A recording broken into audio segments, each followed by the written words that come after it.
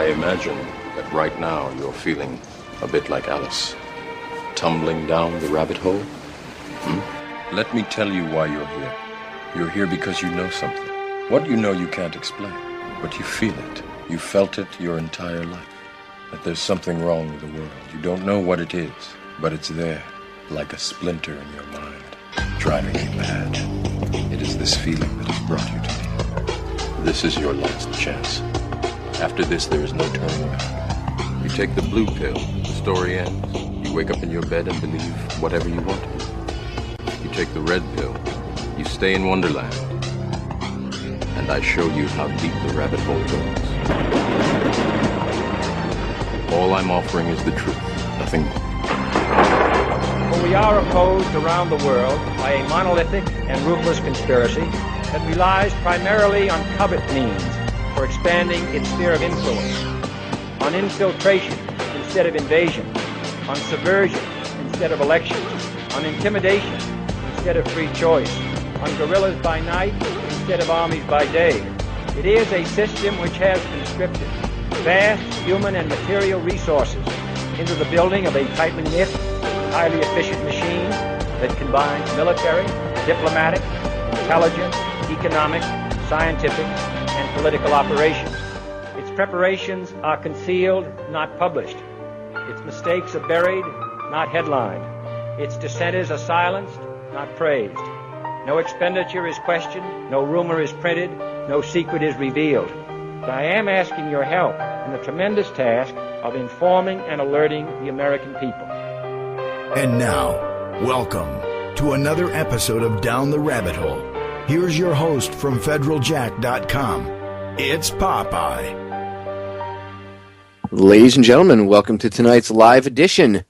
It's Tuesday, the 25th of February. Back from taking a few days off. Been working on Federal Jack, getting some stuff done. In fact, I'm going to update you all as to what's up before we even get into anything tonight. And I'm going to get into a few things tonight. But first, I want to tell you about what I've been up to. So, due to the large requests, the large amount of requests, I should say, for T-shirts, because I had a bunch of Federal Jack T-shirts. I had about 10 or 15 of them left, and about 6 months ago, I had done a giveaway on air, and I, mailed them out, and I had a few left that when I brought with me to the 50th anniversary of JFK's assassination, I gave them out. So I don't have any more, and everybody's been bugging me since November to get new ones. But I wanted to redo the graphic, and I wanted to advertise the radio show on the T-shirt as well, because the old version didn't have the radio show on it. It only had Federal Jack. It didn't have any advertisement about Down the Rabbit Hole. So I wanted to redo it, so I spent some time working on it, redoing the graphics. And if you go to federaljack.com right now, you will see on the front page there is a animated GIF flashing with T-shirts, or under the store tab in the header, you will see that the T-shirts are now available. They're available in two colors, multiple sizes, ranging from small to triple XL. I went up to that size because, believe it or not, I had people requesting. They emailed me and said, hey, is it possible to get shirts bigger? I had it going up to double XL, but I added one size.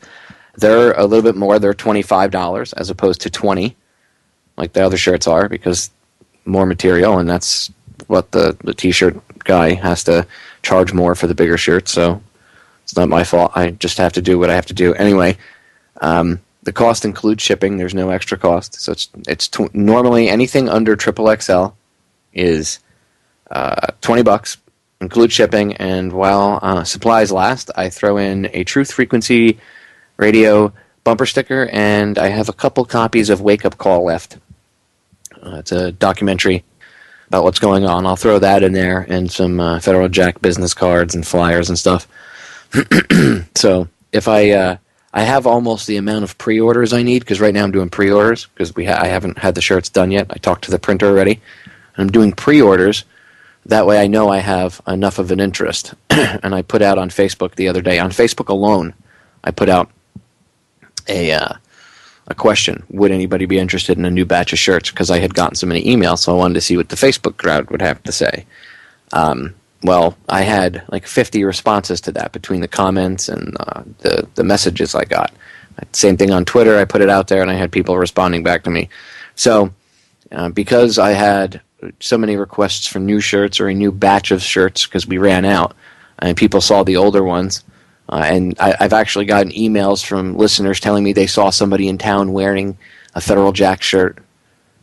They've seen homemade Federal Jack stickers up, homemade Down the Rabbit Hole stickers. So I figured it was time to do a T-shirt. So new T-shirts for the radio show and the website are available over at federaljack.com. Again, right on the front, there's a widget. And up in the header there, where under the store tab, just click on it, and you'll see T-shirts. And then when you open the page, you'll see mock-ups of what the T-shirts will look like in black or OD green. They're available in 2 colors, black or OD green. So go take a look, and you can order if you're from outside the United States, because I've already had to fill a couple of these orders. If you're from outside the United States, please email me. The email is right on the page there, but you can email me at contactdtrh@yahoo.com. That's the full word spelled out, contactdtrh@yahoo.com. And I will give you a quote. You have to give me a mailing address, and I will give you a quote on how much it is to mail it, because international mailings are a bit more expensive, and depending on where you are is, changes how much it is. So I can get a quote from the post office, because that's how I send it. It's the cheapest way. It's insured and everything else, tracking, but I'll get a quote, and we can go from there. If you prefer to use somebody else other than the post office, which I've had people ask me to use FedEx and stuff, shipping internationally, I don't have a problem doing it, but it's going to cost you an arm and a leg shipping, because FedEx is like that. But I'll get the quotes no matter what and do it. So just email me. And remember, if it takes me a day to get back to you, just give me a day or two, because I do all of this myself: order processing, packaging, order fulfillment, design of the T-shirts, all of it. So I guess having insomnia sometimes helps. Anyway, so new Federal Jack / Down the Rabbit Hole T-shirts available for you all due to the large request. They're available over on federaljack.com. Check them out. Don't forget, I also have Judith Ferry Baker's book over there as well, and I have a limited amount of those left. I have just a little more than a box left. I've been selling them pretty steady. So, okay, enough with all that. Let's get into tonight's broadcast. There's a bunch of things I want to go over.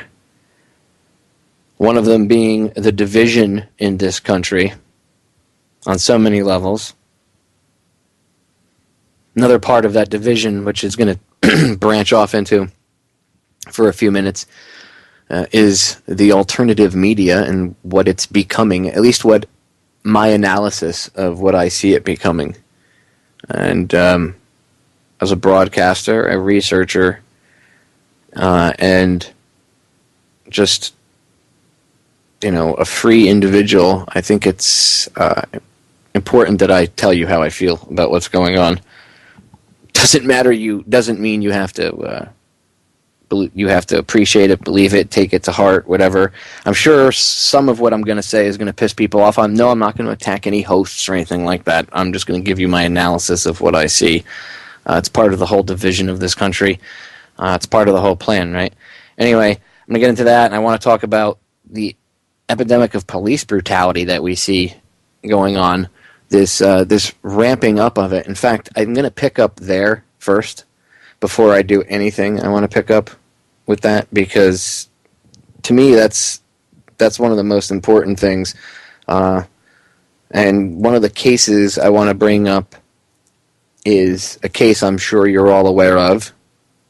As I said last week, I took a couple of days off, so I didn't have an opportunity to discuss this, but there was a 17-year-old young man that was shot and killed last week because he had a Wii remote in his hands. His parents buried him, I think this past weekend, if I remember correctly. And it's pretty brutal. I mean, 17, he didn't do anything wrong. He didn't point a gun at an officer, although they say he did. He had a Wii remote control in his hand, and he was in his own house, by the way. He wasn't running around the streets. Oh, yeah, the kid shouldn't have been running around the streets at 3 o'clock in the morning. Well, it wasn't 3 o'clock in the morning. It was in the evening. They came to his house, knocked on the door. The kid was sitting down to watch a movie. He had the Wii remote in his hand. He said, "Who's there?" Nobody said anything. Well done, police. Don't bother to announce yourselves and say, "Hey, it's the police." Well, that would give up our cover. Really? Cover? I mean, you're only there with flashy cars with big flashy lights on outside. It's not like you floated in invisibly.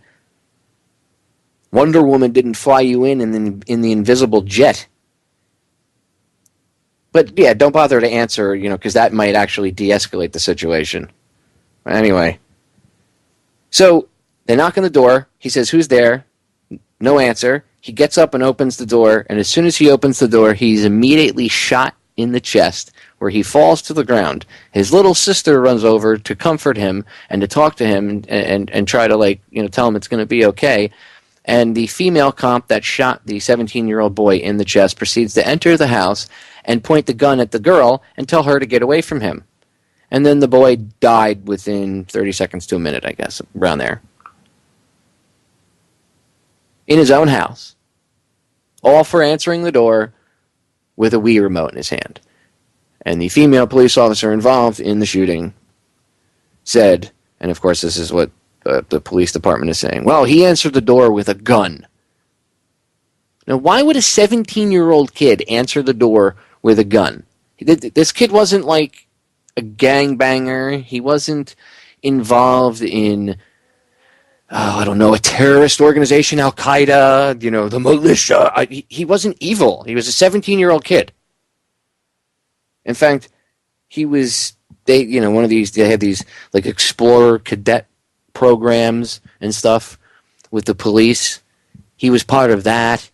He wanted to be a Marine. He couldn't wait to turn 18 so he could join the Marines. It's all he talked about for years.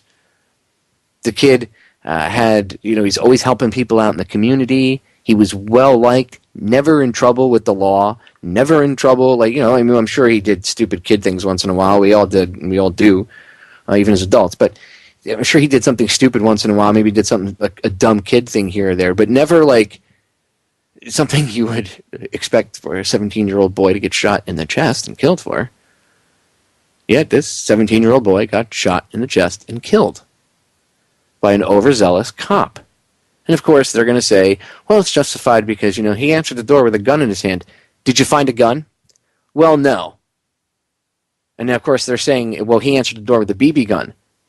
But did you recover a gun from the scene where the kid had it in his hand or it was laying within a foot or two from him where the body was? I mean, they could have recovered a BB gun from inside the house, maybe inside the kid's bedroom, but that doesn't, of course they could just move it and say, look, we found it in his hand at the scene. But witnesses, everybody that was, family, anybody that witnessed it said he was holding a Wii remote controller.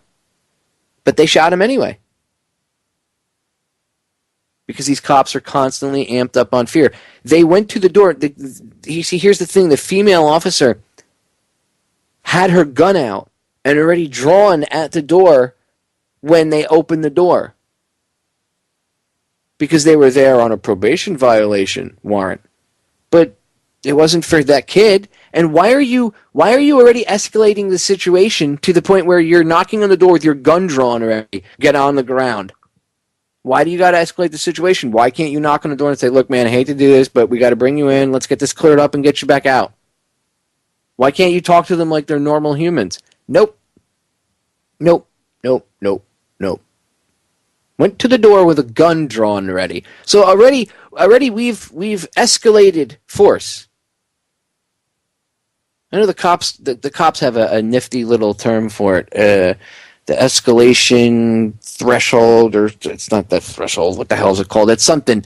I forget what the hell it's called, but it's like a chart for levels of escalation, basically. And I mean, they just went like full on. They're not even tasers. What's the point of having a taser? I thought that was the less than lethal option. Yet cops use tasers if you tell them to kiss your ass. Like a torture pain compliance device, which, by the way, the Supreme Court said they could do. Okay, yeah, thanks, Supreme Court. And then you have them using their weapons in the cases of when they should be using a taser, when maybe the taser would be warranted because maybe someone's out of control or something, but you could get them under control to, at least the taser is a more viable option to get them under control as long as somebody doesn't, allow them to hit their face into the concrete or whatnot.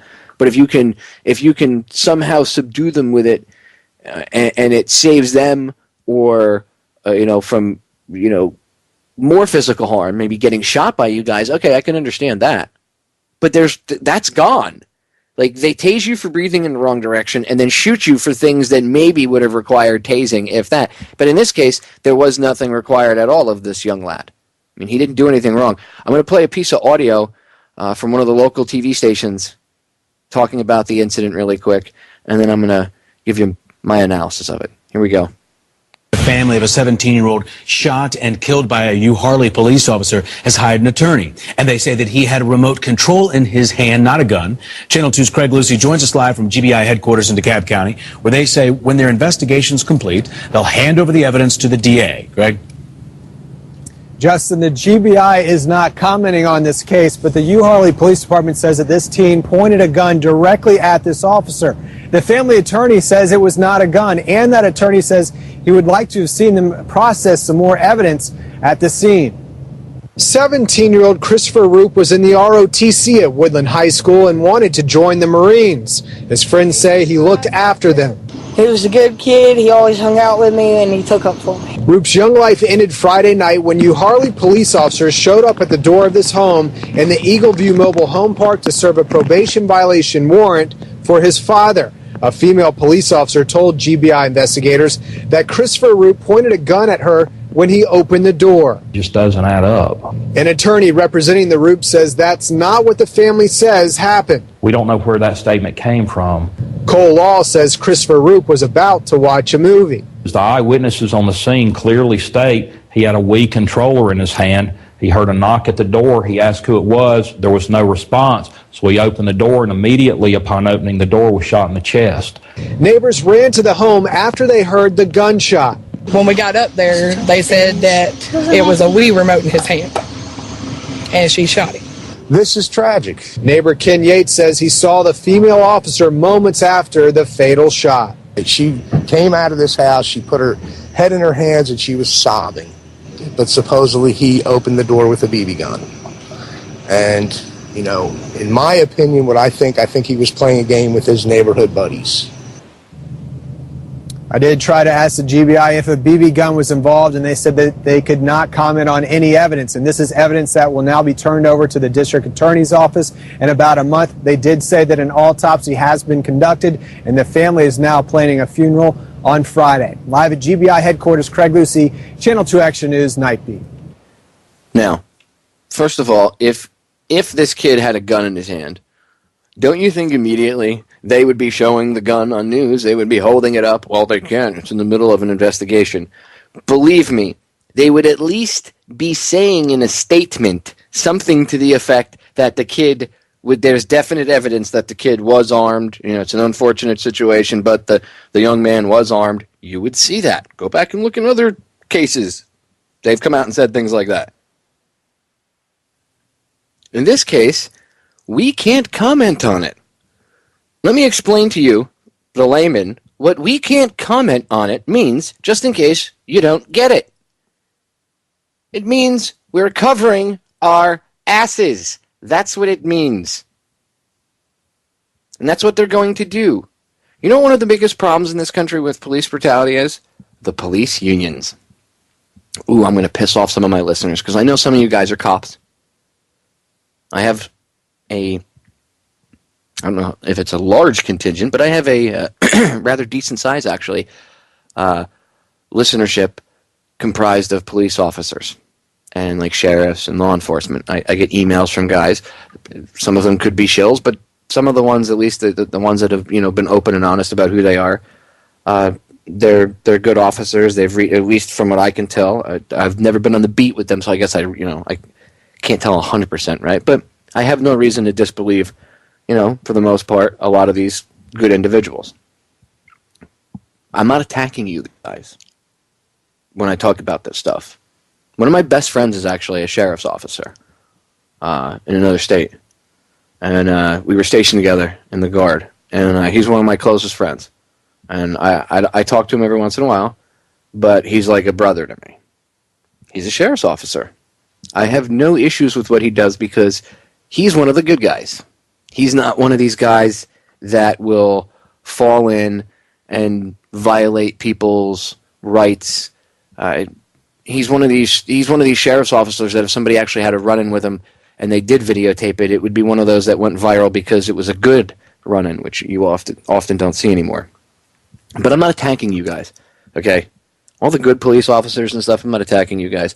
But I am going after the bad guys. I am talking crap about all of you pussy thugs out there that hide behind your badge and your gun and your ticket book. Let me tell you something. I had it out with a cop when I was younger, when I was a firefighter. He had a problem with my brother. It's a long story. I'm not even going to get into it. Point is, he showed up at my firehouse trying to act all tough in his cop car, and he called me outside, and he got up in my face. And the first question I asked him, I said, hold up. I put my hand up in his face. I said, Art, and I called him by his first name because I knew his first name. I wasn't going to call him Officer so-and-so. And I asked him, I said, are you on the clock right now? Are you here threatening me on the clock? Because I pay your salary. It's exactly what I said to him. And he looked at me and he got all pissed off and he said, no, I'm off duty. I said, good. Take your badge, your ticket book, and your gun off and put them in your car. We can go out back and settle this like men. And he looked at me like he couldn't believe I just said it to him. He goes, I'm a police officer. Blah, blah, blah, blah, blah, blah, blah, blah. I'll kick your ass and I'll lock you up and blah, blah, blah, blah. And I said to him, you're not on duty right now. So technically, you're violating law and you're violating policy, because I knew a few things. You're violating policy using a town police car and your uniform and your badge to come and intimidate me over a personal matter. However, if you take all that crap off, you can leave your uniform on. Just take the badge off, the gun, and the ticket book, and your little bat belt. Let's go out back. We'll settle it mano a mano. If you kick my ass, you kick my ass. But I guarantee you that's not going to happen. He wouldn't do it. And he got all pissed off because I wouldn't bow down to his authority and I wasn't afraid of him. And he got in his little cop car and he sped off. And you know what happened? I called his duty sergeant and I told the whole situation to his duty sergeant. Guess who had crappy duty for like the next year and never came near me again and learned? Because his paycheck got threatened and because I wasn't intimidated by his power. Should I have had to even go that far with this guy? No. Should we allow these types of individuals to be in that position? No. Should we maybe strive to put better individuals in these positions and hold them to a higher standard? Yes. Should we take on the police unions because perhaps maybe they've become too powerful? Should the citizens take them on? And don't fall for the propaganda, okay? Let me tell you something. If you go out and do the research yourself, because people are going to hear this live, they're going to hear it rebroad, they're going to hear it in the archives, go out and do the research yourself, okay? Look it up. Look it up. Being a police officer is not the most dangerous job out there. It is not. Actually, driving a tow truck is more dangerous than being a police officer. Did you know that? Being a tow truck operator is 10 times more dangerous than being a cop. Look it up. There's studies out there. There was just a study released not too long ago. I saw that it was a study on the most dangerous jobs out there in America today. And being a police officer wasn't even in the top 10. Not even in the top 10. So there's way more dangerous jobs out there that people do every day. Yet there's no justification if they kill somebody. They can't get away with it. So how come these people can get away with it? Because we allow it. We allow it. All of us, the civilians, and, well, the police are civilians too. They're not military. But the regular citizens, I should say, the people, the non-police, And the good cops. You guys allow it too by not saying anything. And there have been good cops that do say stuff and they get railroaded out. That's where the citizens have to come back and be able to take things over. Get rid of the corrupt individuals and put people in there that won't hire people with an IQ lower than 100. That's the standard for police now in many places. Look it up. News reports showing this. One instance, a police chief said, well, because anybody with a higher IQ, we had a higher turnover rate when they had a higher IQ. He said, of course, it's the repetition of the job. Really? You don't think it has anything to do with the fact that maybe they sat around and thought about what they were doing and said, wow, I don't want to be a scumbag anymore because I have, enough brains in my head to question orders, and I actually look at myself because I have some self-respect. I look at myself in the mirror and say, I can't do this anymore. They don't want that. They don't want people to question their orders. They don't want you to question what you're told to do. They just want you to do it. Don't ask. Just do what I tell you to do, damn it. Don't you understand that? So they hire dumber people.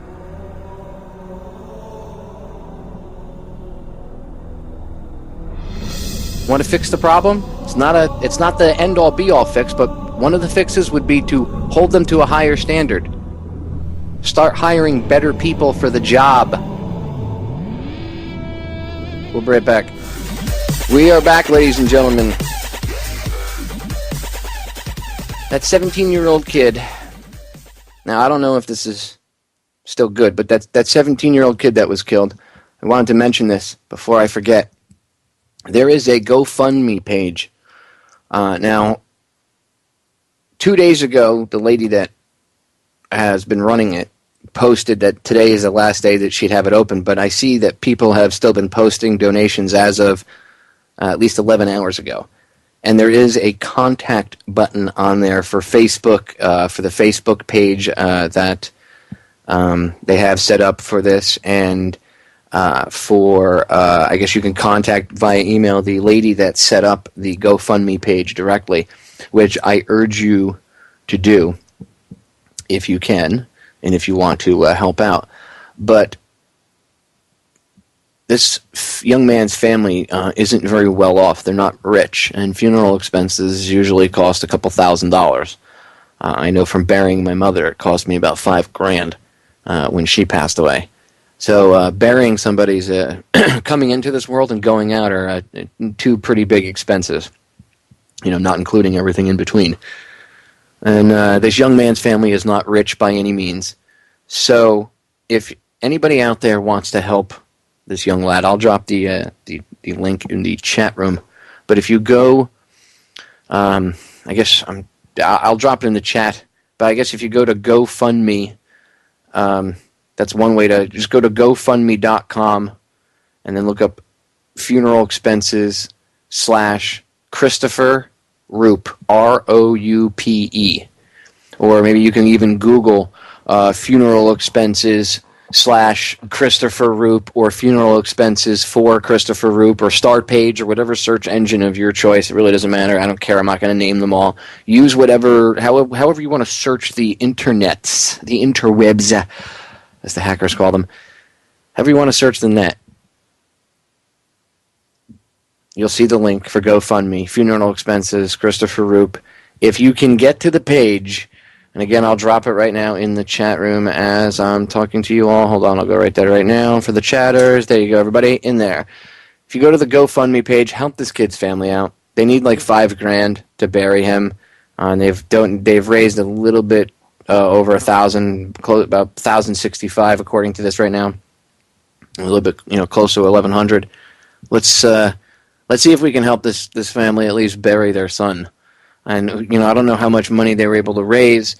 I don't know if they need any more donations, but you can either donate through the page, and if it doesn't work, then hit the email contact button and at least contact them and say, hey, look, I'd like to help. I'd like to donate a couple bucks for the funeral expenses of Christopher Roupe. How can I do so? I understand that your thing says that this ended 2 days ago, but I'd still like to help out. give. Okay, I never ask you guys to really give to me. Once in a while, like I say, hey, I'm selling T-shirts or the book. I don't really like to ever ask for donations, right? But for this kid, for other people, I have no issues doing it. So try to help this family out. I mean, this is it's a horrific thing as it is, the situations we're dealing with, that a family member was shot. To top it off, he's a 17-year-old boy. To top it off, he was shot by a police officer, and then they're lying about it. So, I mean, they have already enough pressure on their head. Let's give them a little bit of leverage with the funeral expenses if we can. And, anybody in the local area, look this kid up. Okay, again, his name is Christopher Roop. Look him up. Look up his story. If you live in the area where he is, and I don't remember offhand right now, it might be in Atlanta, or around Georgia. I think it was in Georgia, but I could be wrong. But if I remember correctly, it was in Georgia. Anyway, check out where he's from, and if you're in the area, help out. If you're close to where the family is, maybe go knock on the family's door and just say, hey, look, you ever need anything, whatever. Maybe bring them a cheesecake or something. I don't know. I know people bring food when they're, to families that are, recently lost loved ones, or even months later. I mean, when my mother died, I had people coming in for months. Her friends would bring me over a cheesecake here or there, or a pie.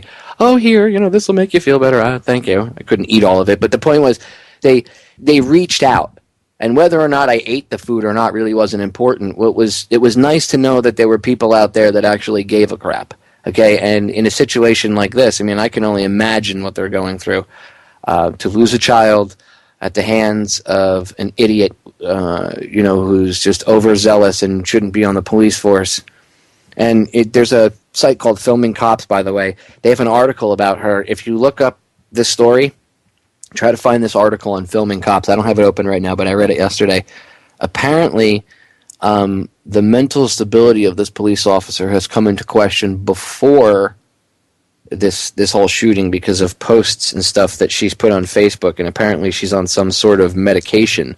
So now there's a question of or at least there's the possibility of the question of whether or not she should have even been out there with a gun in her hands. I mean, they want to take away your gun rights in many states if you take medications, or if you have ever been diagnosed, we'll say, with a certain disorders, or certain, I hate that word, certain diagnoses, we'll say, diagnoses, however you pronounce the friggin' word, and they want to take your guns away for that. But then now you have a situation where possibly the officer involved in the killing of a 17-year-old child might have been on some sort of medication, or might have had some sort of mental health issue, or mental health, I don't want to say problem, but dealing with some sort of mental health issue at the time. And there's pictures of Facebook posts or whatever. Apparently they they took her picture off of the police department website rather fast, but she's still employed there. But I guess they took her picture off of the website. They probably had their webmaster do it ASAP. But just a lot of questions with this case. And again, it shows a lot that this is a smaller example, micro, macro, of a much larger problem. These cops are all amped up on fear. They're coming to the door, freaked out. I've got to get home tonight. It's going to be you before it's me. And immediately you breathe in the wrong direction, and the cop, yes, guys, I understand there are bad guys out there. There really are. No doubt there are pieces of garbage that you have to deal with during the course of your job, okay? But not everybody you deal with is garbage. That's the difference. And you, as officers, have to understand that, okay? And the reason I'm addressing this isn't to create a divide. It's actually to try to heal the divide. Because part of what I see, and this is why the media does talk about this stuff. See, the media, it's amazing. A lot of people will say, well, the media doesn't talk about police brutality cases. But they actually do talk about police brutality cases. Not all of them, and not maybe perhaps in the way they should, but they do talk about them. And the reason why they give them a certain amount of coverage is because they know that eventually you're going to see you're going to see it. You are going to sit there and you're going to watch their quote-unquote news broadcast. I say that term loosely, okay? But you're going to watch their broadcast, and you're going to see the cops. And now I'm not talking about the, what do you call it, the anchor at the desk. You're not going to see, you're not going to see them, maybe if they've been there for a while, maybe if they're involved in the CIA, but they're not the ones that are pushing this whole agenda. It goes higher up the food chain, right? The point is they allow a certain amount of it on TV to continue this divide. Oh, those damn cops! Look what they did again today. Those frigging cops.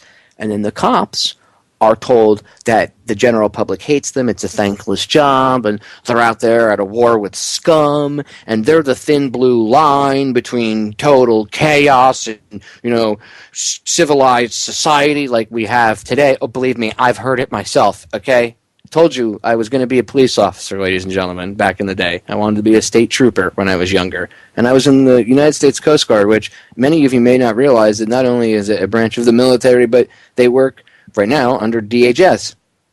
So they're like federal law enforcement. And that's, what we did. So believe me, I've heard a lot of the same crap, okay? And I have a lot of friends that are cops, the thin blue line. And I've also debated many of them and many, police officers over the years doing what I do. And I've heard it all, okay? We're the thin blue line and blah, blah, blah, we're at a war with scum in this country. Well, the problem is, they have that train of thought, and then they're also told the public doesn't really appreciate what you do, and they always take things wrong, and they're mad at you, and most of the general public is probably doing something illegal anyway, and blah, blah, blah, blah, blah, blah, blah, blah, blah, right? And then the other side of the coin is when the cops do something bad, then the general public sees it, and they get pissed off, rightfully so, by the way, okay? And then it just furthers this divide. And that suits the purposes of the powers that shouldn't be, the chess players themselves, because, again, they're just moving around these pieces, the pawns, maybe a couple knights, right, some rooks. But they're moving them around on the board, okay? These are the people, these are the police officers. They want, and everybody else too, I'm going to get into the other part of the division in a second, but they want to keep us divided. They need to keep us divided. Okay, especially the police officers. They need to keep the police officers in the military thinking that they're in a special class, that they serve this group, and that they will be rewarded for serving this group. Although history has always shown that is not the case. In fact, usually when said group is done with the police or the military, those left alive after whatever battle they've had to do usually get thrown into the meat grinder themselves. If you don't know what I'm talking about, as a perfect example, look up the Night of Long Knives. You'll see what I'm talking about. Look what they did to the brown shirts. They killed half of them after the brown shirts helped Hitler rise to power, including help rounding people up, right? After they rose to power and the Nazis came to power, the German army, because they weren't Nazis, the German army weren't, they were Nazis in the army, but the army at the time wasn't, a Nazi army. They said, we'll fight for you, but get rid of those brown shirts. We don't trust them. That's what the generals basically told Hitler. And Hitler said, okay, no problem. So the guys that helped him get into power were immediately turned around and turned upon. And half of them they're killed, and the other half were thrown into the very camps that they themselves helped people get into, be placed into. So don't think that history will not repeat itself, okay? I've had Mark Passio on many a times before. He's coming on again soon again, too, by the way. But I've had him on plenty of times before. And when we talk about this, in fact, the subject usually comes up at least once during the conversation, that the military and police are looked at by the powers that shouldn't be as their dogs. They're referred to them by them as their dogs. Why do you think they give us dog tags in the military? Because we're the dogs of war. No, idiot. They give us dog tags because we're their dogs. Don't you get it? I know. When I first found out, too, I was quite pissed. But it made sense because of how they use us. You just look at things. So the powers that shouldn't be, they want to keep this divide because they need the general public to be mad at the police because that fuels the police's fear of the general public. Don't you get it? You're starting to see it now, aren't you? It's a game.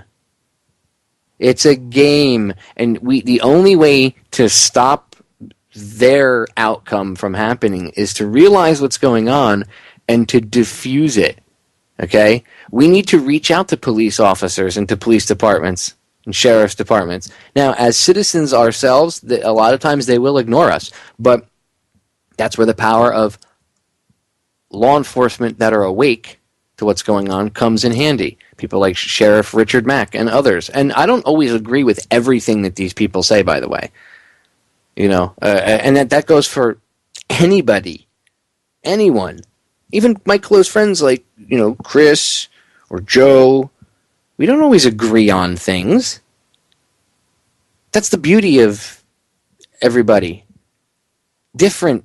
I don't want to agree on every little subject, and sometimes maybe I'm wrong about something, or maybe I'm not wrong, but maybe there could be a different way to look at it, right? And maybe that other person's opinion can show you that. Maybe you can't see it for whatever reason, but maybe someone else can. And people tune into my radio show, right, to hear what I have to say, to maybe change, or not change, but offer a new opinion or a new way to look at something other than what they've been fed or told so far, right? Get the idea? They're trying to keep us divided, ladies and gentlemen. They being the powers that shouldn't be, the people that are playing this game of chess, the people that benefit from it. You don't benefit from this, and neither do the police officers.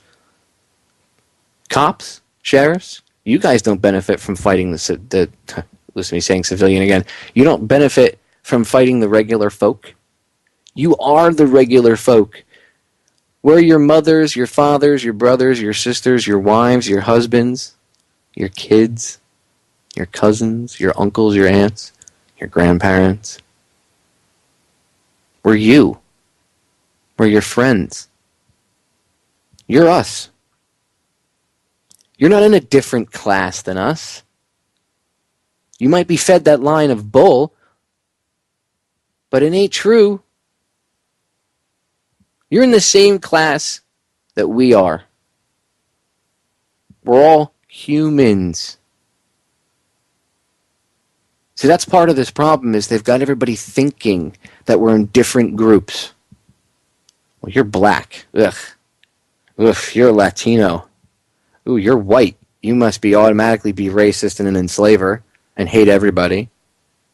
Ooh, you're a man. Ugh. Men are gross. Stupid women. Can't do anything right. Oh, you're an Asian? Oh, I suppose you think you're super smart and just know everything, right?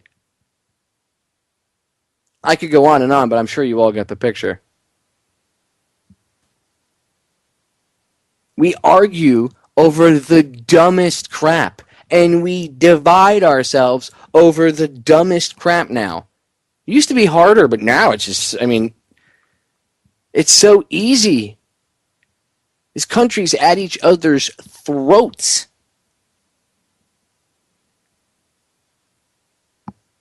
At each other's throats. The police brutality problem is part of that problem. It's not a separate away problem from that. No, it's directly connected to it. Because it's part of this keeping us divided. Look, they don't want you to realize that it doesn't matter if the guy standing next to you is black, the guy standing on the other side of you is Latino, the person standing in front of you is homosexual, and the person standing behind you is Asian. And then you're surrounded by 50 women. It does not matter. We're all humans. Okay? We all operate the same on the inside. It doesn't matter how we look on the outside. Our hearts, they all beat the same way. They all pump blood the same way. Our lungs all operate the same way. Now, we all might be different on an individual basis, as a person, but as a human, we are all the same. So why do we allow ourselves to be put into separate little boxes and not talk to those people? Because, oh my God, I don't talk to black people. They scare me. They're all thugs. Or Freaking white people, all racist. Preconceived notions. And you know what? Sometimes some of these ideas and these stereotypes that we slap on people, sometimes they do fit a certain individual because that individual allows themselves to fit that stereotype. But that's the individual falling into that stereotype. And I know it's a question of, some people say it's a question of the chicken and the egg, which came first, the racist moron or the stereotype of the racist moron. Racism was taught to us by the elites over the years. It goes back a very long time. It's to keep us fighting amongst each other so that they can retain their control of everything. Because if we're fighting amongst each other, we're not going to be paying attention to all the things they're doing. It's a very simple concept. Hey, look over here so you don't see what I'm doing over here. And not only do they get you to look over here, they get everybody to fist fight and argue and hate on each other. I don't like you because of this, or I don't like you because of that. People in this country find more reasons not to like each other and to hate on each other nowadays than they do like one another. But at the same time, we walk around acting all like we're holier than thou and that we're better. We're America. But we're being destroyed from within. This country's being taken apart brick by brick. And it's being done so in a manner that is highly intelligent, very, very, very well thought out. I know a lot of you people think that the powers that shouldn't be, that have this idea of a new world order, this agenda that they want to push, I know a lot of you think that they're stupid, but they're not. They may not be original with certain things. They may be predictable once you understand how they operate to a certain degree. But do not underestimate them. That is the biggest mistake you could possibly make in the world. They're not stupid, by any means. They know what they're doing. They understand that if you try to attack this country from outside, people would band together because they would understand that they had the common theme. Well, many people would. Not everybody. Some people would be cowards or traitors, but many people would band together because they would realize that they had a common theme, their own personal freedom. So it would be much harder to, and it wouldn't be impossible, I mean, depending on how many countries and how much military people you had, it could be done, perhaps, if you had a lot of countries involved, like China, Russia, and Iran, and others, okay? If we were like Nazi Germany and everybody ganged up on us, hint, hint, hint, hint, hint, maybe we should stop acting like Nazi Germany did. But you can't destroy, you could, I don't want to say you can't and there's no possibility of it, but there's a very slim chance of destroying this country from the outside. But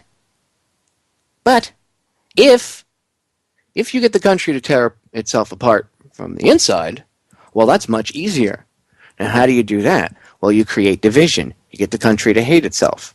And at the same time that you create division and you keep stirring these different divisions, you keep this strategy of tension up, which you see the news doing all the time. Fear, fear, fear, fear, fear, fear, fear, fear, fear, fear, fear. So they have you on the fear frequency. They have you on that vibe. You're all amped up. And then they keep stirring all these little different stereotypes and all these different reasons to hate one another or to pick on each other or to divide ourselves from each other. Because when you realize this is the beauty of the thing. When you realize what they're doing, you realize that the divisions that we think exist, most of them, if not all of them, are in our heads.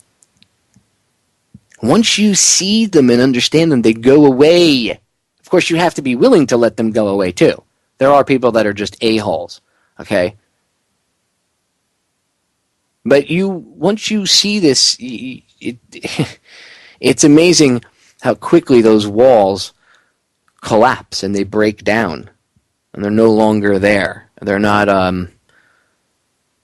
as strong as you would have thought these walls that you would think, or that you've been taught and programmed your whole life, divide us, and they're different. Those people over there, they go to bed at 6 o'clock at night rather than 7 o'clock at night. Those strange bastards. Wow, they're crazy.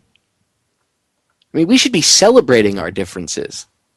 Doesn't anybody get that? Don't you all understand that? We should be celebrating the differences between you and me. Okay? That's what makes us individuals. Yes, we're all human beings, and we all operate on the same basic fundamental principles. Yet, we all are individuals and are different. And that's what we should be focusing on. Not the difference that, oh my God, you're different than me and I should hate you, but wow, you are different than me. Let me get to know you. And get to know how interesting of an individual you are, because you're not the exact same as me, but yet you are the same as me. And you know what? We do like some of the same things. And oh wow, you are a nice person.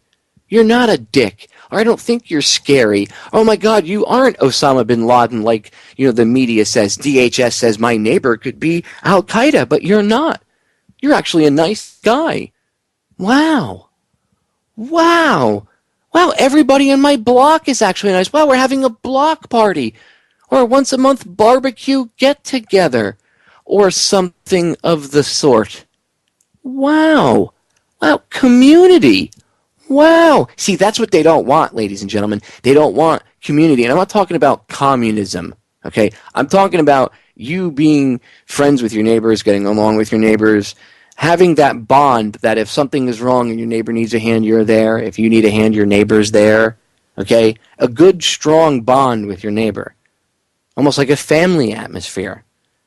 That's the other thing they're going after. The family. Because that's another thing. It brings people together. It brings people together. Makes them care about one another.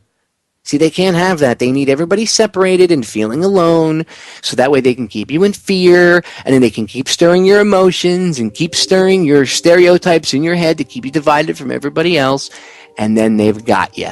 They've got you isolated, they've got you right where they want you, and they manipulate you like a marionette puppet. The way to stop this is to see through it, ladies and gentlemen. We have to understand the game being played. Put on your Hoffman sunglasses, take a look around. And just like Neo in the end of The Matrix, you'll see things as they really are. Don't allow yourself to be divided from everybody else around you and separated from everybody else around you. That's what they want. Let's not fall into their trap, okay? Hour 1 up, hour 2 coming up. Do not go anywhere. Another full hour. Stay tuned. We'll be right back. Ladies and gentlemen, we are back with hour number 2 here on tonight's live edition of Down the Rabbit Hole. I am your host, Popeye, from FederalJack.com. It is Tuesday, February 25th, 2014. And hanging out with me in the background, if you guys can't hear her, is my little 8-pound sidekick herself, Monster, snoring away behind me. Yes, Munchkin, you are making a ton of noise like a little mini chainsaw back there, but that's okay. She's always riding shotgun, as you guys know. Hour 2, I want to stay on the same topic, and it's going to lead me into my analysis of the alternative media, which may piss off some of my fellow peers. I'm not going to attack actually anybody in particular, but I'm sure somebody's going to get offended at what I say, because that's what happens in this whole thing. People get butthurt when other people have opinions. Anyway, I'll get into that. But staying on this this tone of being divided, and this country being divided, they need to keep us in this state of division. They need to keep us fighting amongst each other, okay? And I could repeat this until the cows come home, but I'm not going to beat a dead horse into the ground. I think you all got the point. Okay? I want to explain another way that they have us divided. Even people in this so-called, I'm going to say it, and I hate it, the truth movement. I got nauseous saying it. Okay? But it's even a way that they get people divided in this thing that whatever it is that we do. That's the way I describe it because I can't stand calling it a movement. I think you all know that by now. I've been ripping on this for years, at least that part of it anyway. So, what am I talking about? What way do they keep us divided? Well, they have us programmed so that way when we hear something that may be contrary to what we believe, even if it's two people in this research community, we'll call it, having a debate or a conversation about said whatever subject, not even, anything, police brutality, 9/11, whatever. They will yell at each other. We have been programmed via our parents because they've been programmed by some of the same mechanisms we have been. Television. Even our politicians. There is no debate anymore. We can't have an intelligent conversation in this country. I've sat down with some very, very intelligent people. People I really respect. I highly respect these individuals. And yet, when it comes to a conversation about certain things, open-minded, or not even open-minded, just free and open debate gets shut down. Not even being open-minded to the point where I'm asking you to believe what I'm saying, but at least allow me to present it. No, can't even do that. We yell and scream at each other in this country. We're known for that. You know that? We're known for that. Why don't you ask Tempest or Kev Baker? And I know they do it in other countries too. But we're getting known for this.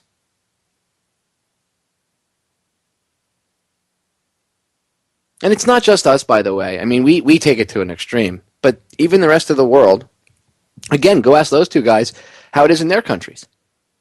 They'll tell you it's the same way. Although, as I've said, we've taken it to a whole new level here in this country. I mean, an outsider can see that America is definitely a house divided against itself. And what's the old saying about a house divided against itself? It will not stand.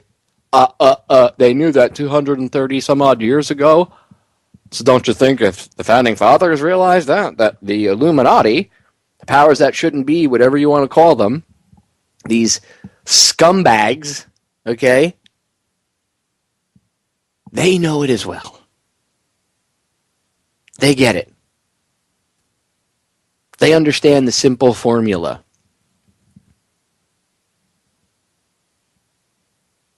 We can't have an intelligent conversation in this country anymore without some person in that conversation yelling, screaming, throwing ad hominem attacks. Why do you think I talk about logical fallacies and I've done shows about them?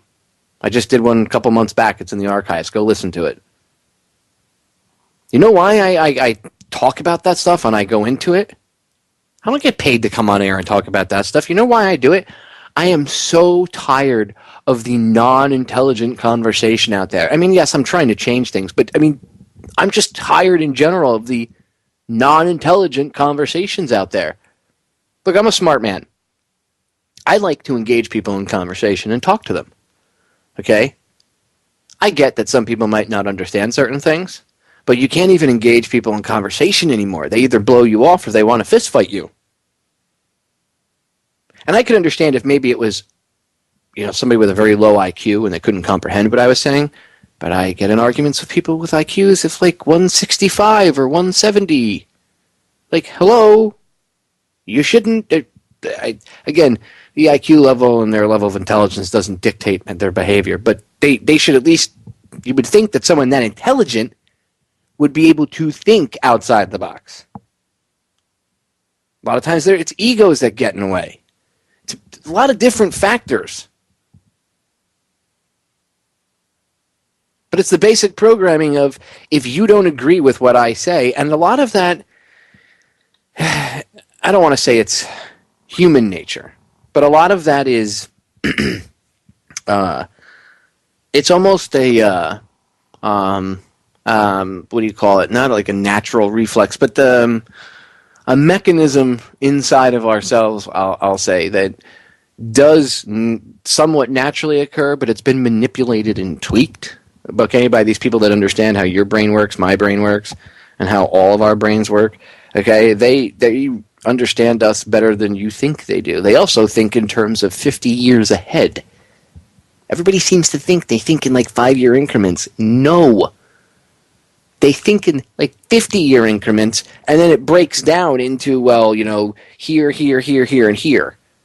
But it's really like 50-year increments. That's how come a lot of people don't understand the fuller picture of things. And, well, okay, I could see that they're spraying chemtrails, but I can't understand why they would do that. You have to understand the bigger picture. Anyway, that's just an example. So they have us divided, okay? They have it to the point where we can't even have a logical conversation with anybody. Again, that's why I talk about logical fallacies. That's why I urge you all to go educate yourself about this stuff. I'm not telling you to become a PhD in any of these topics. I mean, if you can, if that's the level you want to go, tear it up.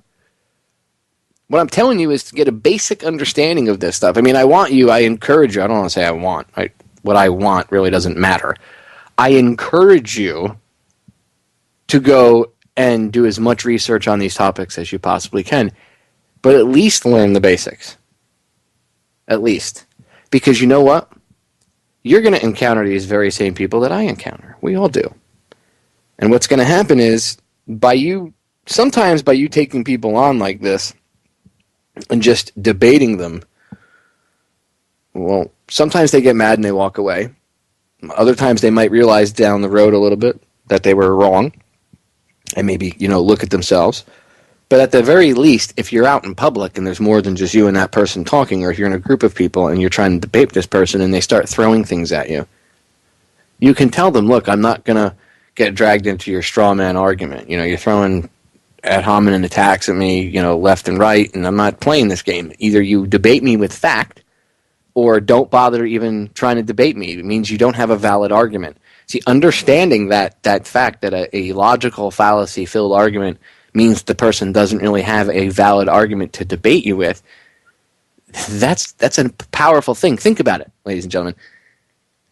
You're in a conversation with a family member, and that family member is debating you, and you bring up a comment, or you say something about the 9/11 hijackers being controlled, right? Being manipulated. They were allowed, how do these guys get visas, we'll say. Well, that had to be allowed by the government, blah, blah, blah. And this person starts to attack you and call you all sorts of, well, what are you, some sort of tinfoil hat nutbag? I suppose Bigfoot was flying the plane. Well, you respond to that person with, look, first of all, there's no reason to attack me. Second of all, if you're going to try to debate me, bring facts, like actual facts, because I have facts to back up what I said. You're attacking me with no valid argument. You can't refute what I said. Like, I could say, well, there was a guy that used to work for the State Department, and he said that while he was in there, he saw a lot of these terrorists that, on 9/11, and other people, he saw them, their passports coming through this office, and in Jeddah, Saudi Arabia, and he was told to just, stamp them, even though he said that these people shouldn't have gotten visas, but they did. So there's proof. This guy has come out. He used to work for the State Department. He had to leave the State Department in order to come out. He had to wait till he was out of there. But as soon as he left the State Department, he came out and spoke about it. So there's some proof. Okay? What would the person come back with then? Right? If it was an intelligent debate, they might say, well, I don't know, but I haven't seen this evidence, or blah, blah, or whatever. They might come back with some sort of way to try to refute what he said. Maybe even a character assassination against that person, which I guess in itself is kind of a logical fallacy. But they usually come back with, oh, you're a tinfoil hat conspiracy nutbag, I suppose. Like I said, I suppose Bigfoot was flying the plane. Right? So then, again, you say to them, well, you're not coming to me with fact. You're not coming back at me with fact. you're coming at me from this level of ignorance, and you're attacking me. One has to wonder, why would you get so emotional about this? You don't want to hear the truth. Look, people don't a lot of times want to hear the truth. Okay, they don't like it. There is a large contingent of society that would rather not hear the truth. They'd rather be comfortable and hear BS. Not me.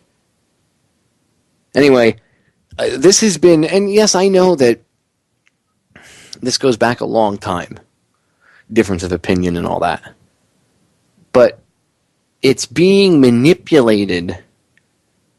It's like watching a master violinist play. They are tugging our strings and playing us like instruments against each other. And it's on so many levels. And when you try to explain this to people again, you get in arguments because they want to attack you. And that right there is a sign that, look, you can't even have a conversation with someone anymore. You can't even get into it with somebody. You get into it, but not the way you'd want, right? You don't get a chance to get into it and actually have a fact-filled conversation. And, 9 times out of 10, I find that when people just sit and listen to what I have to say, even if you don't like what I have to say, I've had a lot of people that try to debate me or whatnot, and they don't, I've had people tell me, look, you know what, I'll debate you until the cows come home because I don't want to believe that my government would do that. Now, therein lies the problem. What you want to believe and what is reality are two different things. So it doesn't matter if you don't like the thought of the government doing that, because that's one of the biggest problems with people accepting this stuff, is that they don't like the idea that the government would do that. A lot of people don't think that the government would do that, but many people are uncomfortable accepting the idea that their government would do that. And they say, well, I don't believe that my government would do that, or I choose not to believe that my government would do that. Just read a history book, morons, that's not funded by the Rockefeller family, and you would see that our government does it all the time. That's fear. Again, a lot of that fear has to do with the programming and the way they were brought up. Those people are afraid to govern themselves. Those people are probably afraid to tie their own shoes without having somebody around to wipe their rear end.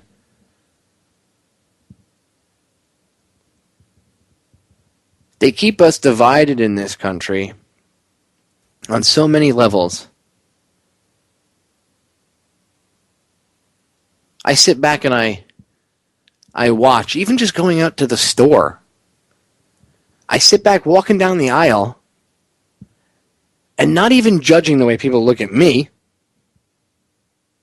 You all know I'm covered in tattoos. I have my hands tattooed, my arms, my chest, some of my legs, my back, a little bit of my back. My hands are covered. So, like, when I'm in public, unless I wore gloves and, like, a bodysuit, like a full-on onesie, you'd have with like gloves attached to it, you'd see I have tattoos. You should see the looks I get. People think I'm a monster. I've told you all before, one of the reasons I don't do video is because of this fact. Because I don't want people to judge me based on what I look like. I'd rather people judge me based on my intellect.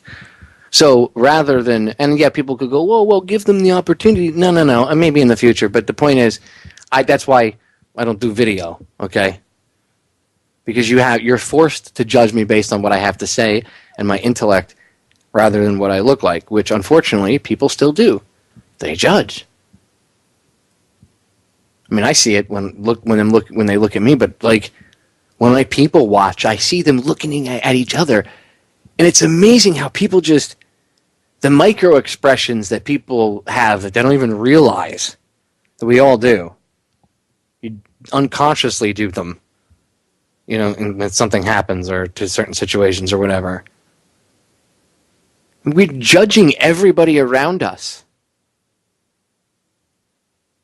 Another part of the reason that we judge everybody is because there's things that we don't like about ourselves. And what happens is a lot of times when we see something that reminds us of something we don't like about ourselves in another person, we attack that trait in that individual. When in reality, we're not really mad at that person. We're mad at that trait in ourselves, and we don't like it. So we take it out on the innocent people. It's called projection. We don't want to look into ourselves. We don't want to look into ourselves and face our own demons. Uncomfortable talk, I know. But it's the truth. And this isn't new agey crap either. This is the truth.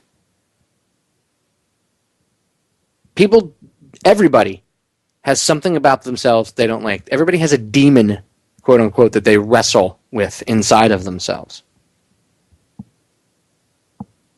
And rather than deal with that and face the ugly truth of what they don't like about themselves, because you can fix it, we've been programmed to do the opposite.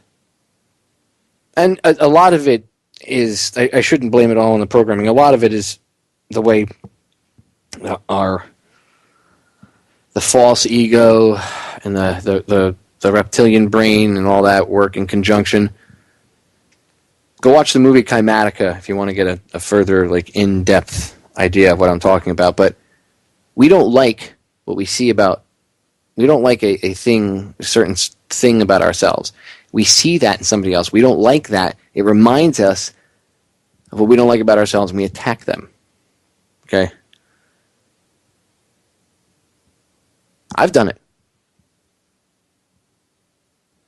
Difference is, I stopped when I realized that I was doing it, because I needed to make a conscious decision to not do that. I needed to say no. I needed to, what? Choose. I needed to choose. I needed to make a decision as to what I was going to do. Will I change for the better, or will I not change for the better? Will I still do this, or will I not? Once I realized what I was doing, I made the decision to stop. But look, I speak from a place of experience because I have done it before. And once in a while, I still catch myself doing it. You'll never be perfect, by the way. Whenever I give you advice on air, by the way, just so people know, I have to sidetrack myself for a second. Whenever I give you advice and I say something to you, first of all, I am going through the same thing in some aspect of my life, or I have gone through it. And if I say something to you like, once I realized that, I was projecting onto people, I stopped it. Don't mistake that for me saying, I'm perfect now. I no longer make that mistake. That would be wrong, and that would be lying. That would be me outright lying to you all if I said that to you. That's what that would be. Look, I still make mistakes. The very things that I talk to you all about on air and I give you guys advice about, and I say at least, or I give you my analysis of, or whatever you want to call it. Okay, don't ever mistake that what I tell you is me preaching to you from a soapbox, and that I don't follow through with what I say and what I talk about, because I do. Okay, I'm just like this off air. You can ask anybody that knows me. Tempest has talked to me off air. He knows. Kev, Joe, Chris, everybody. They all know. Okay? I've been through all the same stuff that I've talked to you about. So don't ever think that I'm coming to you from a place of I'm standing up on high and trying to tell you, oh, that's not the way it is. At all, by any means.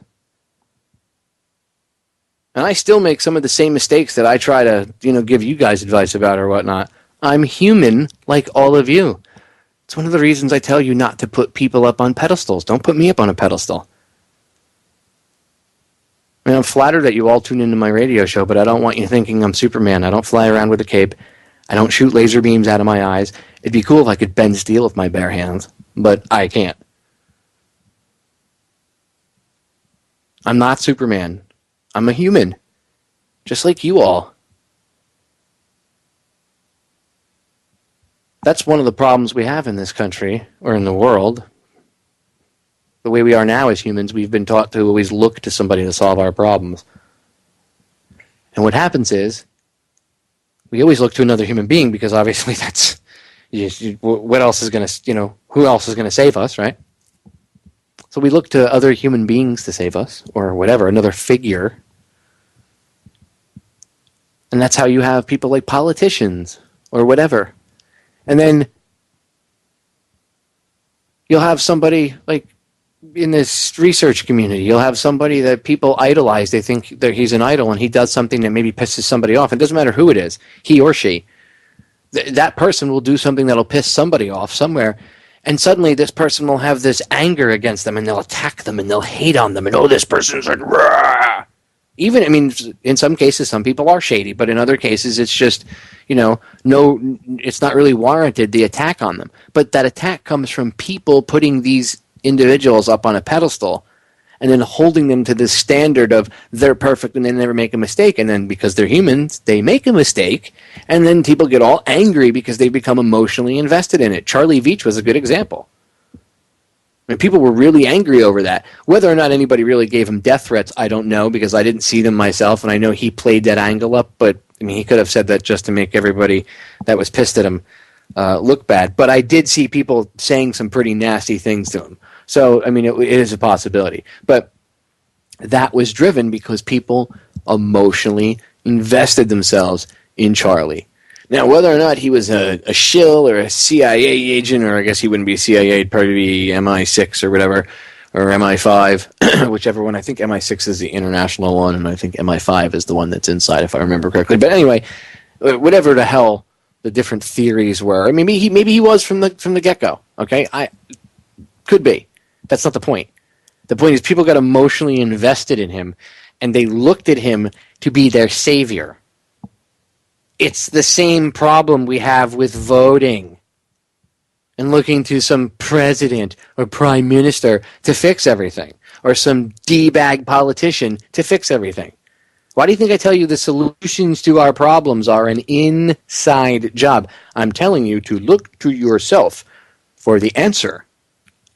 Stop looking to this figure that has a cape, no matter if it's a suit, politician, banker, your neighborhood watch guy, your parents, your friends, your family. I mean, yes, you should be able to depend on them if you needed them in an emergency situation, but take care of your own things, Again, the solutions to our problems are an inside job. Do not look to some outside figure to come up and save you from everything. That is a problem. And I see it a lot. No matter if the people are awake or not, again, they look to, this research community, whatever you want to call it. People look to other people, and they look at them like they put them up on this pedestal, and again, they get mad when they do something human. Stop looking to these people like they're gods or superpowers or whatever, superhuman beings.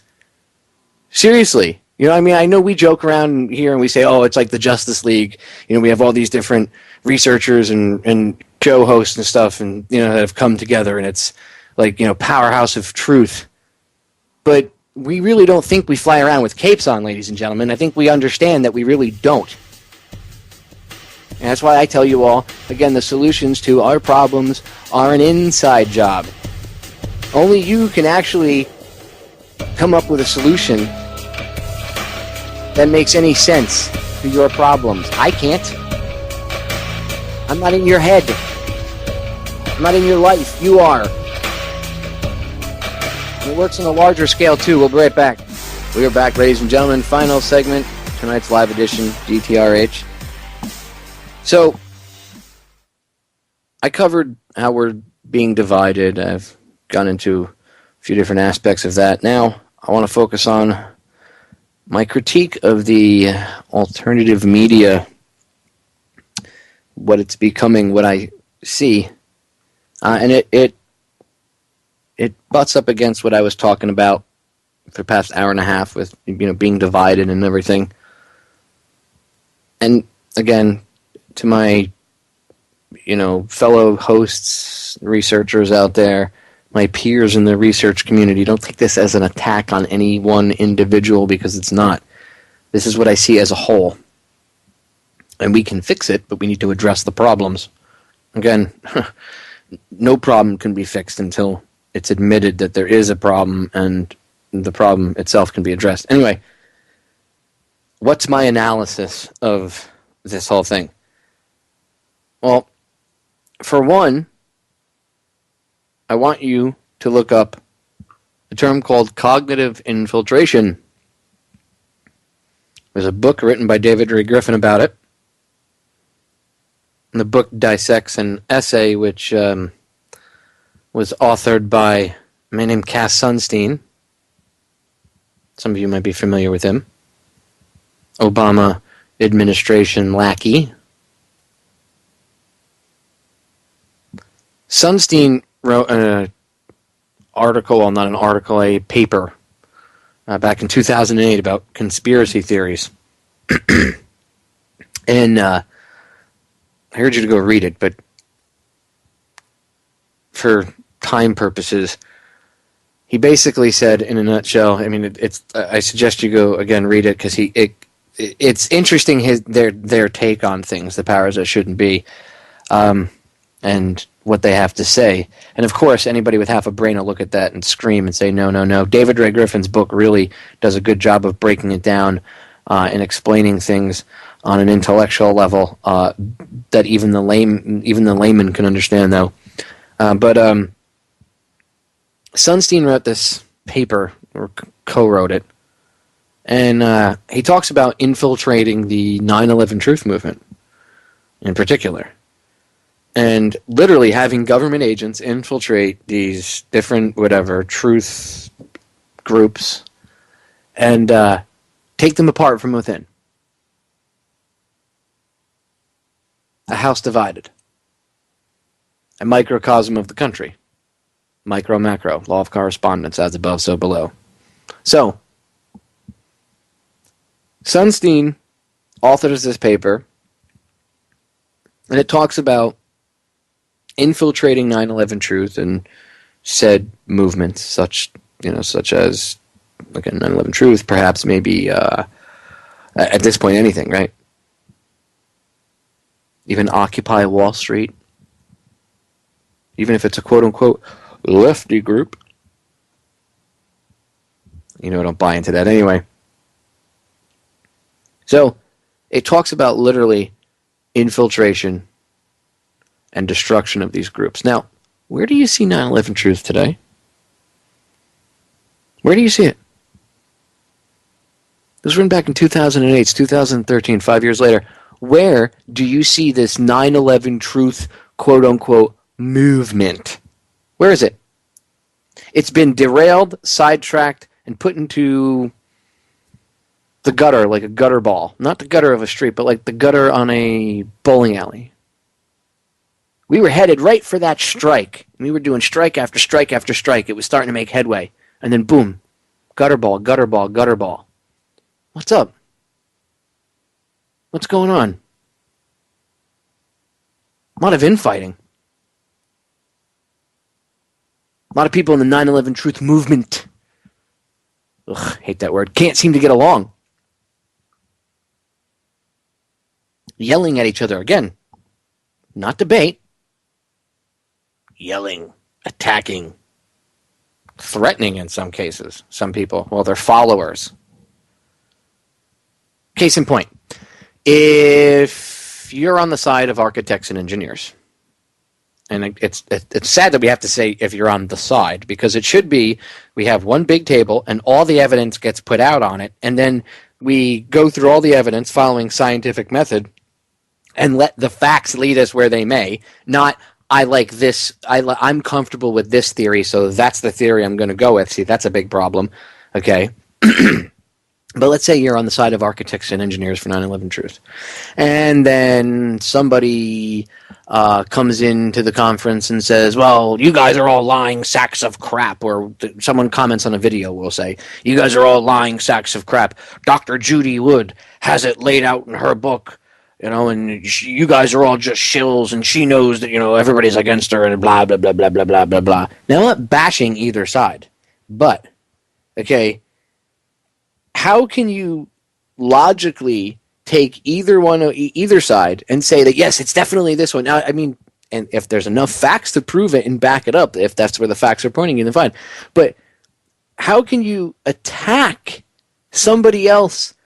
You're supposed to be scientists, some of you. I'm not talking about the architects and engineers. I'm talking about people that follow Dr. Judy Wood.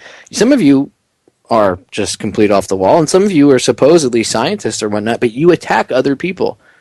Okay? I've seen people that support the architects and engineers for 9/11 Truth attack other people very emotionally if they don't support their theory. And I've seen, and not just those two, I'm just using them as examples. Everybody in this whole thing attacks everybody else. Why? Why is everybody arguing? See, I don't consider myself to be only part of the 9/11 Truth movement. I'm not a truther. I'm a researcher and a broadcaster, and I cover all of it, including 9/11. Okay, so I'm not going to just pigeonhole myself to that, but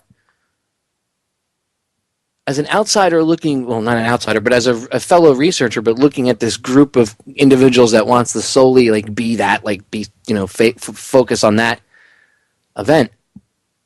I mean, everybody's just yelling at each other and hating on each other. It's just ridiculous. The amount of emotion going back and forth. We're all on the same team. Don't you get it, guys and gals?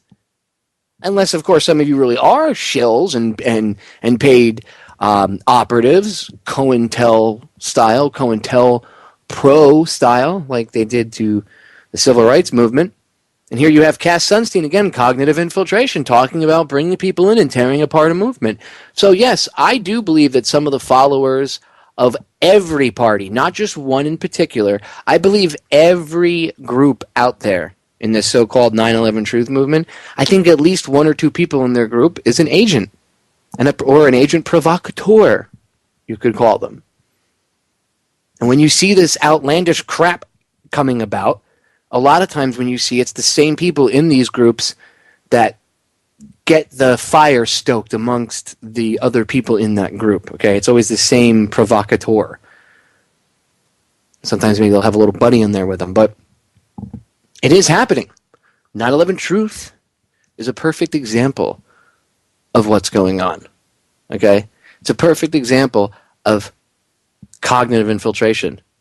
A lot of people thought it was just an essay, and then when the attention got brought to it because it came out that, oh my God, they're going to stop because we shed a light on it. Right, they just stopped talking about it, and you thought it went away. But then 5 years later, 9/11 Truth is... It's just a bunch of infighting. And I'm going to tell you what, if I was an outsider, if I wasn't a researcher, if I didn't understand the bigger picture, okay, if I didn't understand what was going on, if I was an outsider that maybe a week ago thought that the government was dandy and would never do anything wrong, and for some whatever reason I decided to start researching this stuff because maybe I don't trust them as much as I did last week or a month ago, and I start looking into this stuff, and I come across, one theory of, they used some sort of new technology that we don't really know about, some, maybe, in conjunction with HARP or something like that, like Judy Wood talks about, or they used, a couple different types of explosives like the architects and engineers talk about. If I come across... Like, say I came across architects and engineers information, and then in one of their videos I see all these people from another group, maybe, whoever, maybe it was, I don't even want to use one of their labels because that just plays into the game, but we'll just say another group attacks them, in the comments. Oh, you're wrong, it was this, you're all working for the government, you're all blah, blah, blah. As an outsider, I'm going to see all this infighting, I'm going to be like, wow, these people are nuts. And they're exactly what the mainstream media and the government says they are. They are nuts. You know what? The government must be right. This stuff is insane. I was insane for ever thinking about it and ever looking into this. I'm never going to look into this again. Well done. You drove away somebody that was trying to look into it because of your petty differences. Okay. And think about it. Who's been fomenting the anger about those differences in these groups? Why don't you all start to take a look at yourselves? Seriously. Okay? If you haven't read David Ray Griffin's book, Cognitive Infiltration, I suggest you go order it off of Amazon and read it. It's important.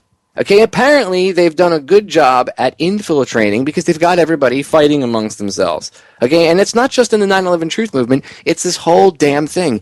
Everybody, even in this is what I was alluding to before, even in this, truth movement, I can't stand that. Okay, it's not a movement. It's just the enlightenment of humanity. Get it right. This isn't some fad that goes away. Something that can be stopped. It's called enlightenment. Start realizing what it is. It's not a movement. It's not a fad. This isn't the 60s. This isn't the counterculture movement, which, by the way, was created by the CIA.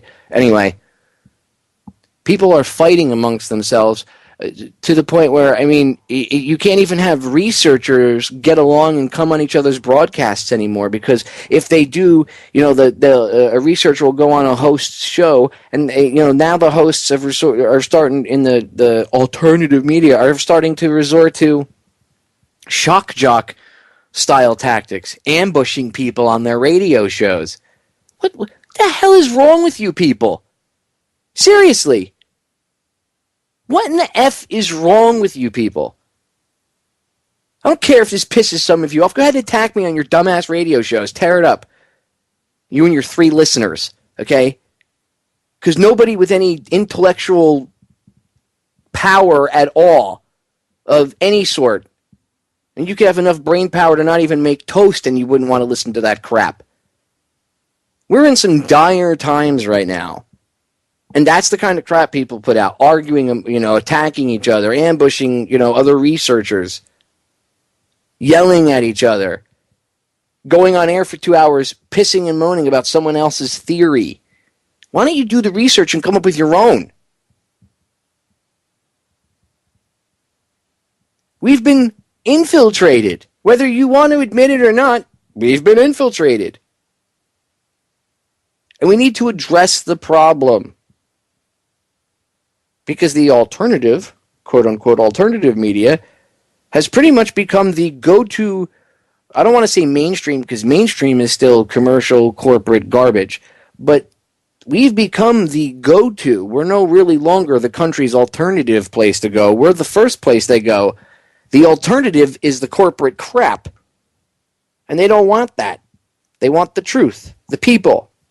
Some people still go to MSNBC. Maybe 100,000 listeners or 200,000. Piers Morgan lost his show. CNN's like, yeah, you have no ratings. You suck. No one wants to listen to you because you're a loudmouth windbag. Your own people don't even want you back. And the Americans are getting sick of you, Piers. People aren't watching that garbage anymore because they don't want to hear it. So they're going to all these different outlets now, these new outlets, and they're going to see people infighting, and it's just going to drive them back to CNN and Fox and the rest of that garbage over there. And that's done on purpose. Hello? We need to pay attention to this. You need to stop infighting. Now, don't get me wrong.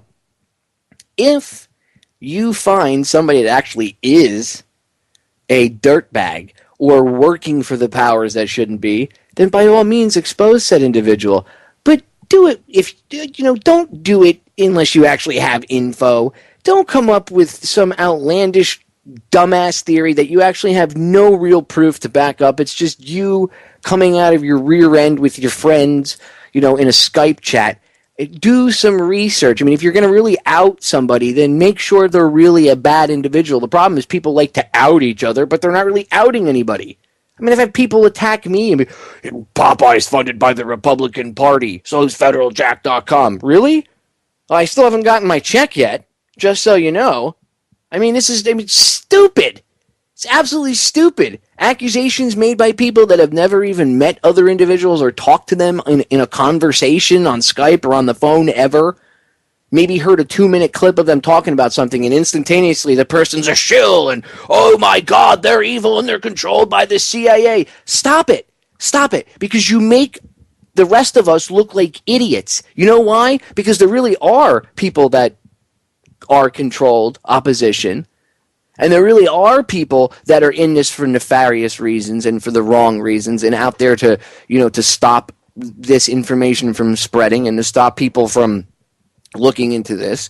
There really are. Look, again, cognitive infiltration. But when you cry wolf every time over every little situation or every little thing, okay, nobody's going to believe it anymore. It's just like when Sandy Hook happened, right? And I said, look, everybody needs to calm down because they're passing around a lot of information that's not true.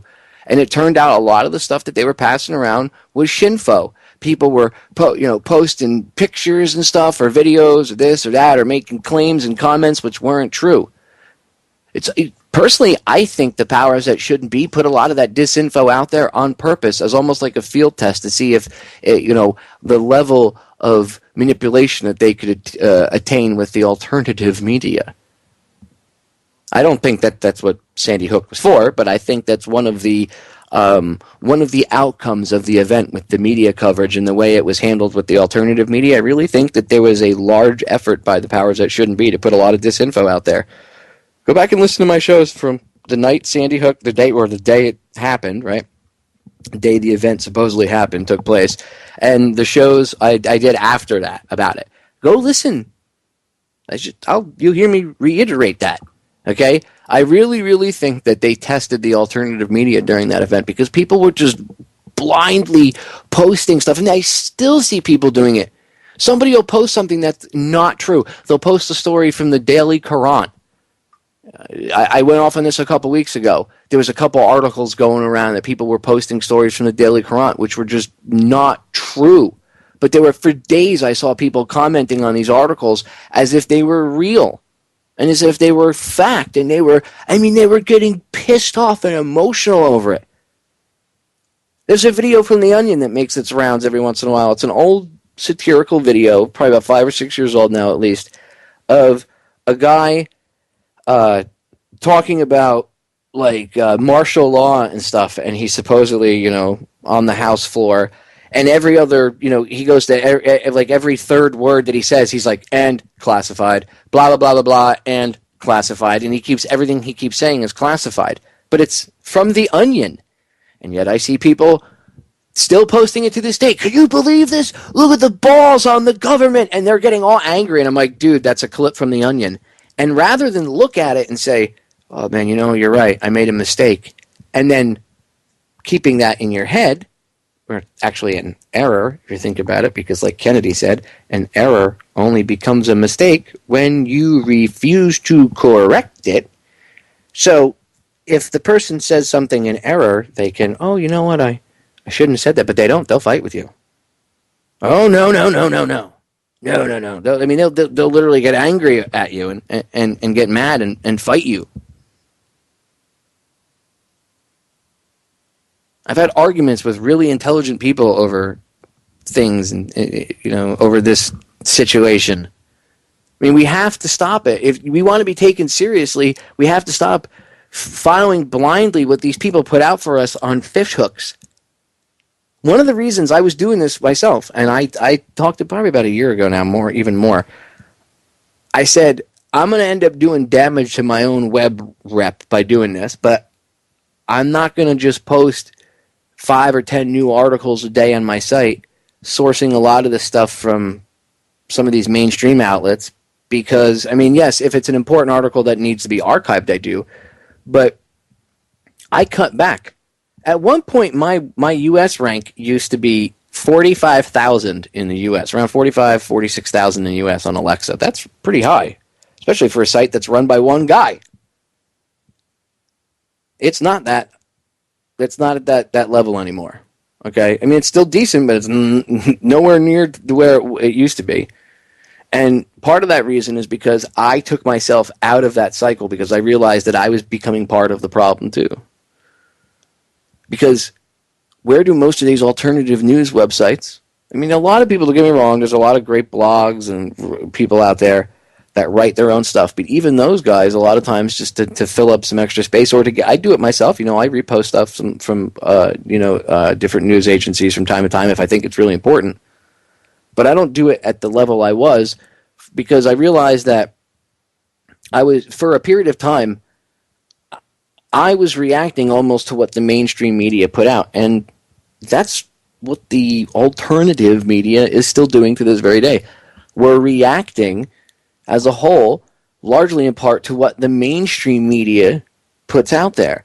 Now, I understand that a lot of us, the basis of this stemmed, from them putting out garbage, and we have to refute their crap. I still take on, these different newscasters and tear apart their lies to this day.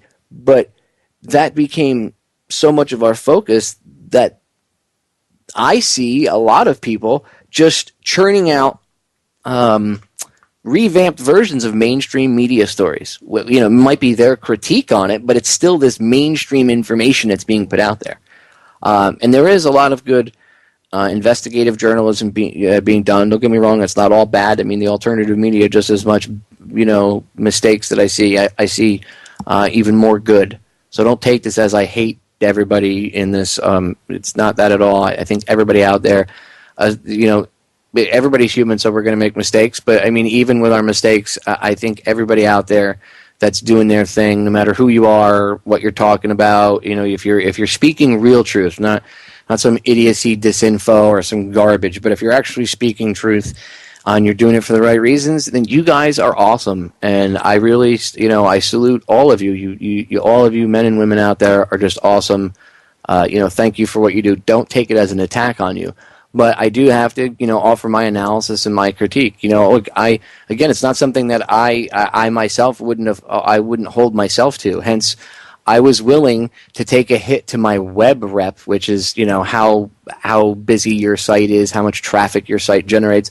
I was willing to take a hit in traffic in order not to be part of that system, and in order to pump out better quality product. And I still bring in the hits and stuff to my website, but I don't bring it in like I don't bring it in on the level I was, because I'm not following that same trend, and because I'm not a trendy person to begin with. But I saw what I was doing, and I realized that it wasn't just me. Obviously, it's all of the alternative media.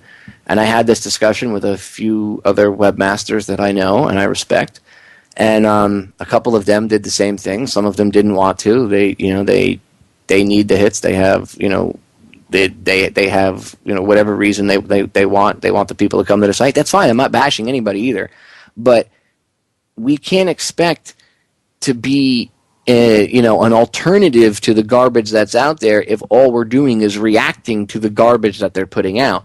We're not really being an alternative. We're just more of a filter for their crap. And don't get me wrong, that filter is a much needed thing, but we also need more independent researchers, people that go out and write these articles. And let me tell you what, again, there are a lot of good researchers and independent authors and just bloggers, vloggers, other radio show hosts, filmmakers. There's a lot of people that you should be really getting exposed to, not just, these people critiquing what the mainstream says, but more so listening to what these people have to say, because there's a lot of people out there that they're going to tell you things you've never heard before, ladies and gentlemen. And that's the kind of stuff that I think that the alternative research community should be focusing on. Again, I'm not going to say it's crap and I hate everybody and blah, blah, blah, blah, blah. No. I mean, I could do a whole show critiquing it, but that's not the point. The point isn't to bash it. The point was to bring up what I see about some of the problems I see, some of our weaknesses, so we can address them and overcome them, adapt and overcome.